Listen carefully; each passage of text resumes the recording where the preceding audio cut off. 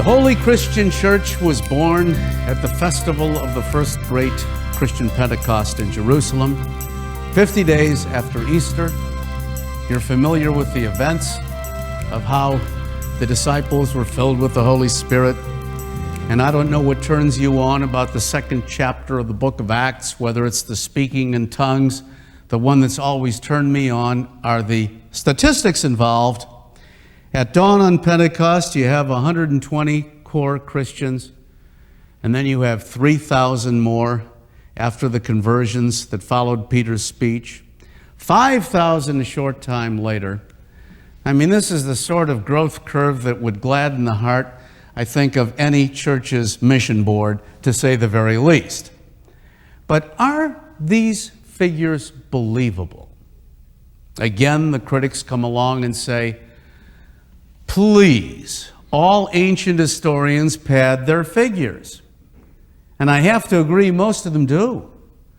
Herodotus, the father of history, Josephus, my favorite biblical type author, says that Mount Tabor was 12,000 feet high when it's only about 1,000.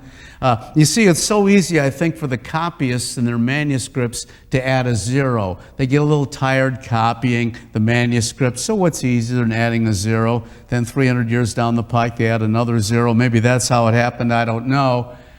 But Herodotus, the father of history, tells us with a straight face that in the second round of the Persian Wars, when King Xerxes of Persia was trying to avenge the defeat which the Persians suffered at the Battle of Marathon in 490 BC. He crossed the Hellespont with a Persian army of 5,260,000 troops.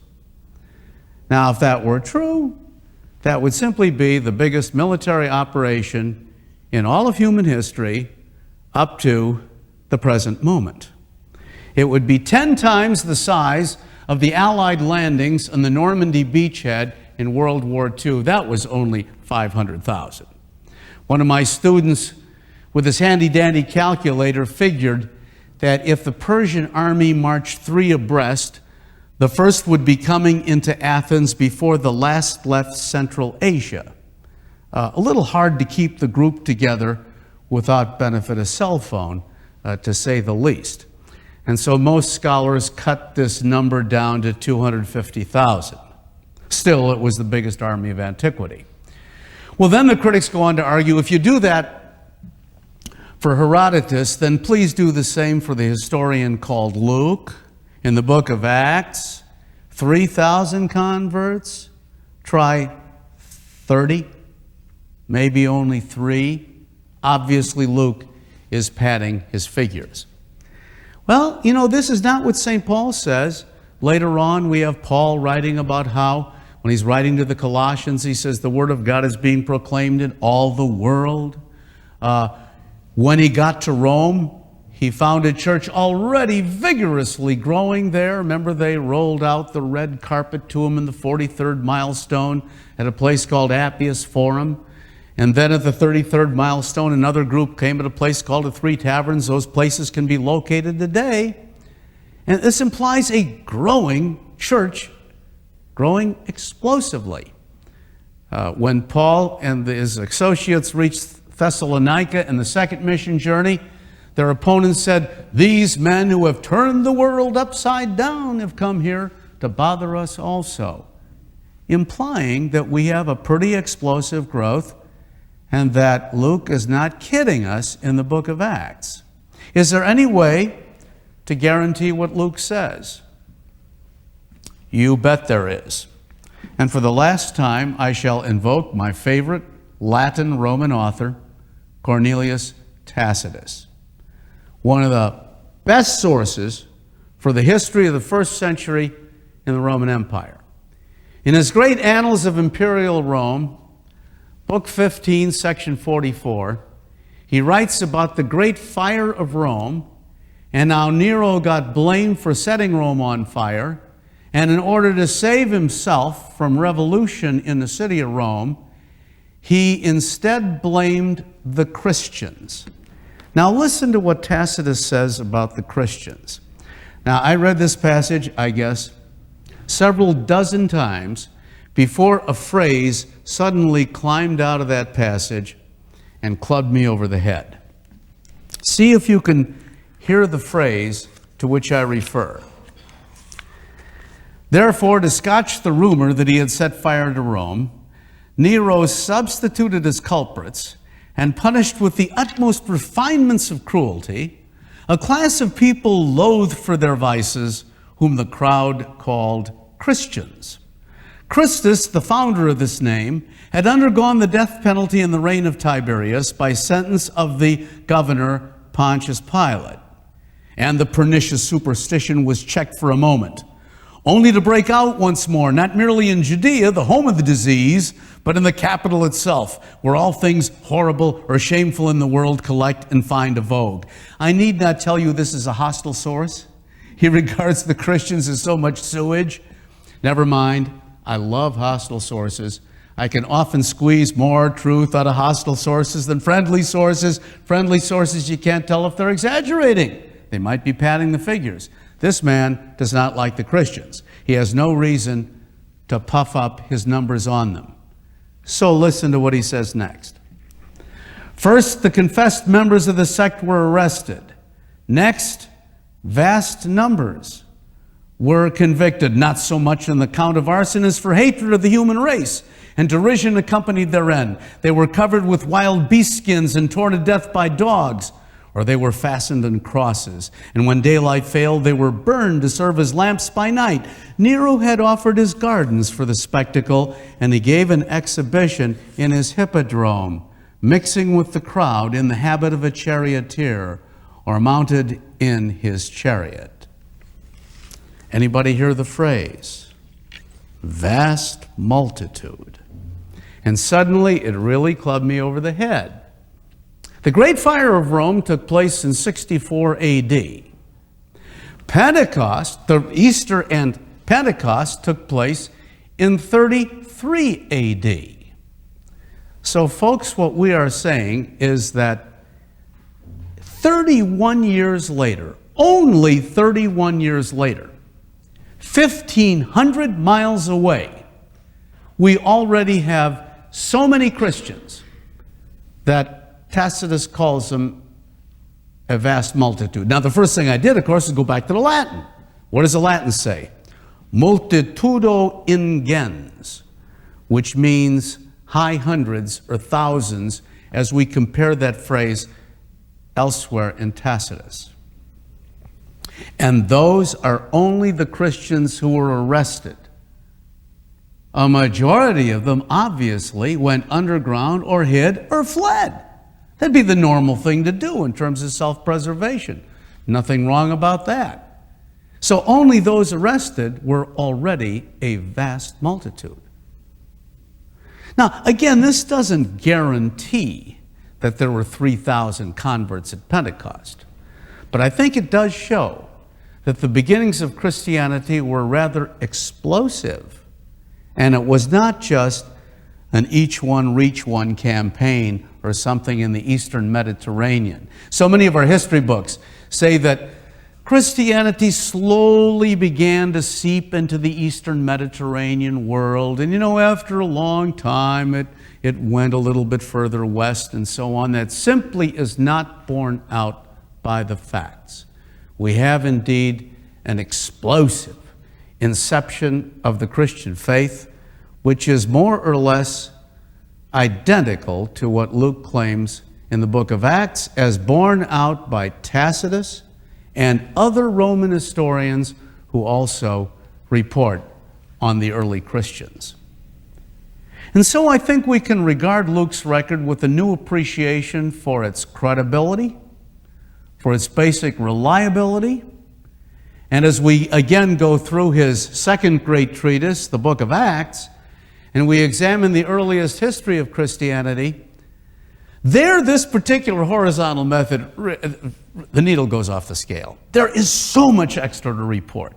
In fact, there was so much to report that I have a whole separate seminar simply on St. Paul and his mission travels, because when Christianity spreads across the Mediterranean world, it's no longer in that little backwater area of the eastern Mediterranean called Palestine. Now it explodes into the mainstream of the ancient Mediterranean world. I'm talking about Asia Minor, Greece, Italy, Rome. This is where we have a rich new treasury of classical information, where the history is much better recorded in all kinds of tremendous detail. And so against that background, we can trace everywhere that St. Paul went, for example, and back up all the claims made in the book of Acts by the evidence that you can see tangibly to the present day yet. As I say, it's a whole separate seminar. Let me just give you a couple of examples of what you see today traveling over there as this impinges on the book of Acts and the earliest history of Christianity. In fact, let's take one city, Corinth. Paul gets there in the second mission journey, as you recall. Kind of liked his mission work there because he stayed 18 months in Corinth, whole year and a half. And he began by preaching in the synagogue at Corinth, which was his habit. He always went to the Jews first. He was very successful. He converted the president of the synagogue, and small wonder that soon the congregation there asked him to leave already because they didn't want any further losses to their membership. So Paul then continues preaching at the house of a fellow named Justus. And if you examine the 18th chapter of the book of Acts, you can see how subtle Paul was. He continues his ministry at the house of Justus next door to the synagogue, probably preaching through the open windows right back to the place that kicked him out.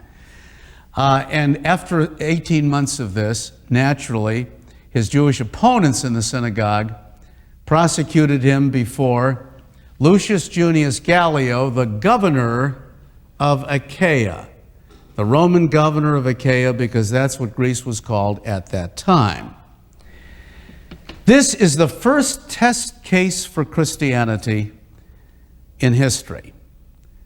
And you recall how it worked for Paul beautifully. Galilo did what Pontius Pilate wanted to do. He threw the case out of court. And this enabled Paul's mission work to continue. Again, if Paul had not been released and had been condemned or imprisoned or killed at that point, executed, I don't know what may have happened to the faith. So the whole future of the church was riding on that trial. Next time you check out the book of Acts, chapter 18, remember how important that trial was.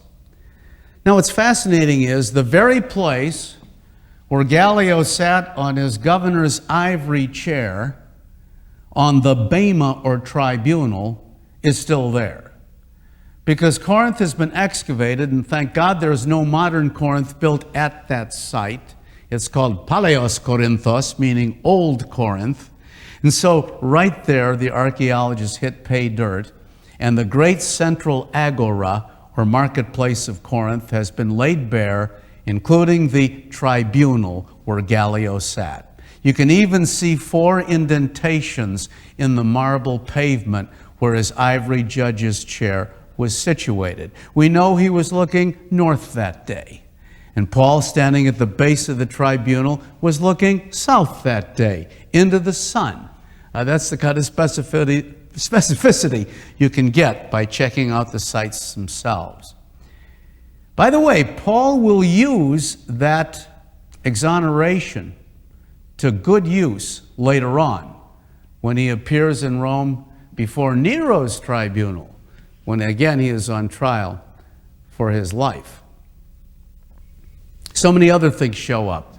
Paul writes to the Corinthians about meat sacrificed to idols. And he says, when you go into the meat market, again, the protein is not going to hurt you, but don't, again, offend your brother who may have a weaker faith. Well, the Macellum, or meat market, has been discovered at ancient Corinth, which is across the street from the synagogue about 4 houses north on the other side of the street, as indicated. Sometimes even a name which shows up in the New Testament can be corroborated with no other historical evidence. At the western end of the excavations at ancient Corinth, there's a beautiful Greek theater that hasn't really been excavated. And there's a white marble plaza at the base of that theater in which there is a fascinating inscription. Now, at the end of his letter to Rome, Paul talks about a certain Erastus from Corinth, who was the city manager at Corinth. And he implies that he's a Christian because he sends greetings to his Christian brothers and sisters in Rome. And oh, how the critics used to hoot and holler at that one. They said there never was an Erastus. If so, he wasn't city manager of Corinth. If so, he certainly wasn't a Christian. Well, folks, back to that Greek theater. The white marble pavement below the theater, in 5-inch Latin lettering, we have the following inscription in translation. Erastus, the city manager of Corinth, has presented this pavement to the people of Corinth during his year in office. And this is exactly corroborated as Claudian lettering at the time of the Emperor Claudius. And so we have a demonstration clearly enough that there was an Erastus. And so it goes. That's just one site among the many that Paul visited in his second mission journey. Third mission journey, you recall, he went to Ephesus, stayed there 3 years. And the most spectacular event there, of course, was the silversmiths' riot in the great 24,000-seat theater at Ephesus. Well, folks, the theater has been excavated. It is the largest theater in the whole ancient world. And it's remarkably adequate acoustically. You can hear a person talking in a normal voice way up at row X, Y, and Z. And this is where the people said, "Great is Diana of the Ephesians," you recall. You can almost hear their echo today. We do have a remaining problem to solve, and that is, why did Paul ever appeal against miscarriage of justice to Caesar? The emperor at that time, however, was Nero. Would you ever want to appeal to Nero? Pretty dangerous man, I would think. And here's Paul, who was supposed to have such good political savvy. Why would he ever appeal to Nero? And then, by the way, as we suggested early on, why did he have to wait 2 years for his trial? Now we know the answers to those questions. The first 5 years of Nero's administration were the best government Rome ever had, according to the later Emperor Trajan. Why? Because Nero wasn't running the government. He had only taken over upon the death of his foster father, Claudius, who had been poisoned with a bunch of tainted mushrooms by his dear wife. And so the son whom she had by a previous marriage, Nero, had now taken over. But he's only 16 years old at the time. He's too busy drag racing chariot through Rome to run the show. And so his tutor, his professor, Aeneas Seneca, the greatest Stoic philosopher of the first century, governed Rome. And he was the wise man who gave Rome such a beautiful government. It was during Seneca's administration that Paul appealed to Nero, knowing that he would get justice. And there's another reason why Paul appealed, one of the most spectacular coincidences in all of ancient history. Do you remember Galilo, the fellow who let Paul off the hook in Corinth?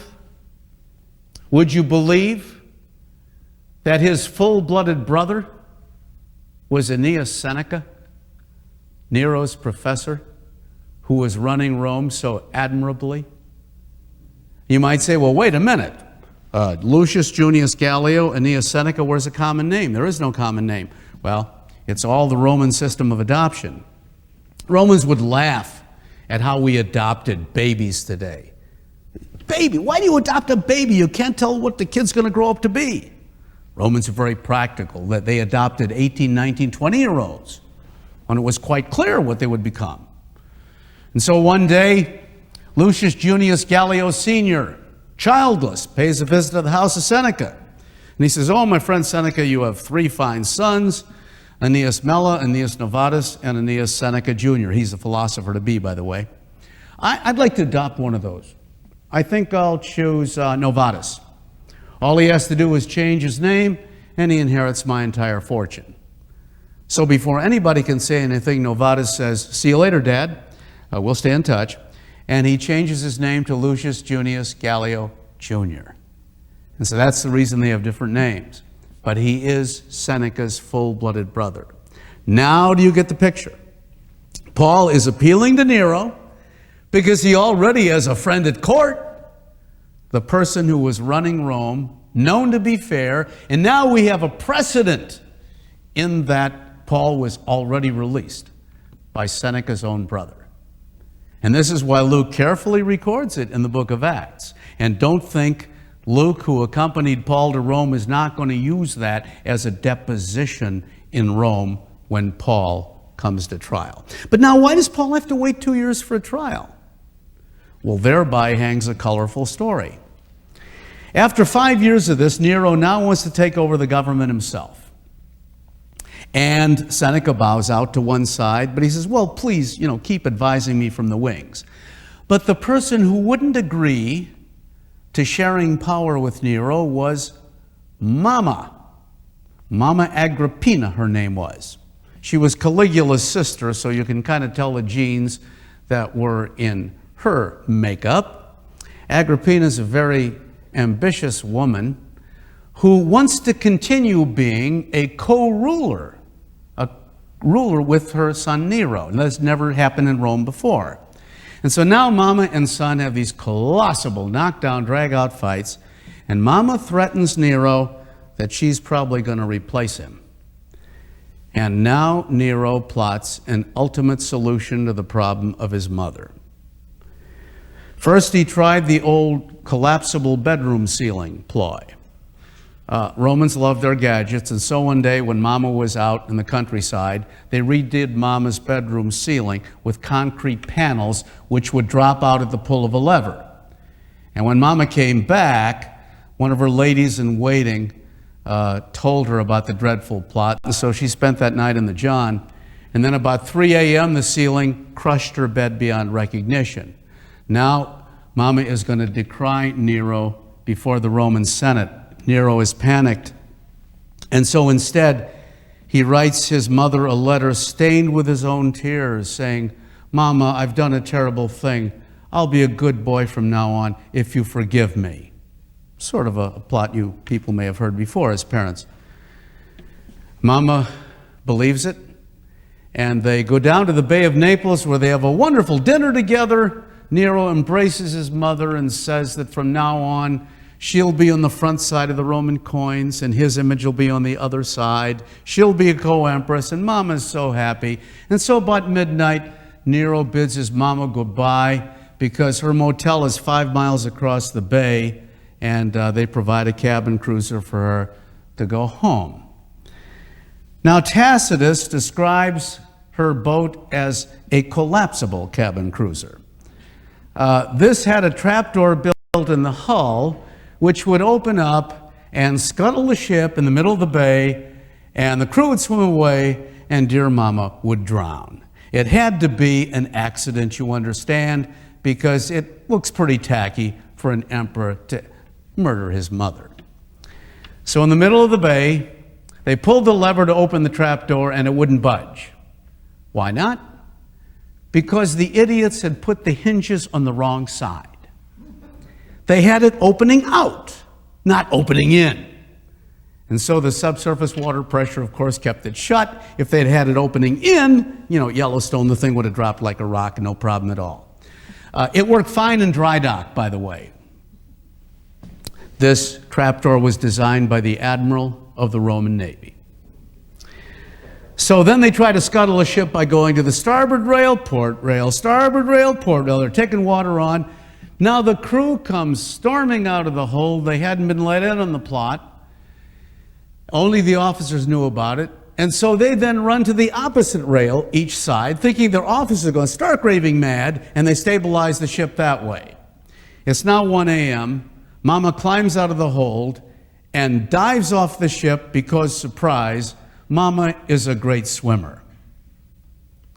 She's hoisted out of the water by a flotilla of oyster fishermen, who then deliver her to her motel and bring Nero the great good news that his mother has survived an accident at sea. Nero is fit to be tied. He wonders, is his mother a goddess?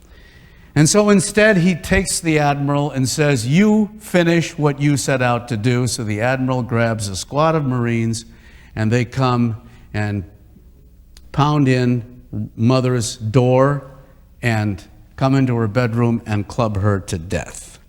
This was about the 21st of March in the year 59 AD. Now, why do I mention all this? Because it impinges directly on why Paul waits 2 years for his trial. That's why, at the end of the book of Acts.